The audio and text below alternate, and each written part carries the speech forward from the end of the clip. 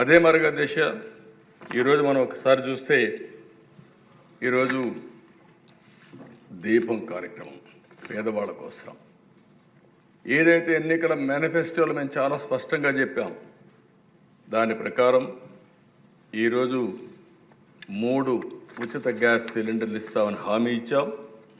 ఇప్పటికే 1 రిలీజ్ చేశాం, 3 కూడా ఇచ్చేదానికి సిద్ధపడ్డాం.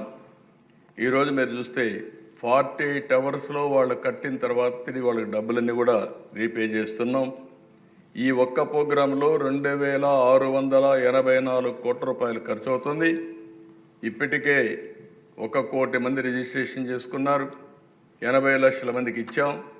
686 కోట్ల రూపాయలు ఈ కార్యక్రమం కింద 93 లక్షల మందికి ఇప్పుడు లేటెస్ట్ మనోహర్ గారు చెప్పినట్టు 93 లక్షలకి ఇచ్చాం. దీనికి ఎప్పటికప్పుడు ఎవ్వరికి ఇబ్బంది లేకుండా ఇచ్చే కార్యక్రమాన్ని తీసుకుంటాం. దీపం పెట్టింది నేను మొట్టమొదటిసారి ముఖ్యమంత్రిగా వచ్చినప్పుడు పెట్టాం అధ్యక్ష సమైక్య ఆంధ్రప్రదేశ్లో.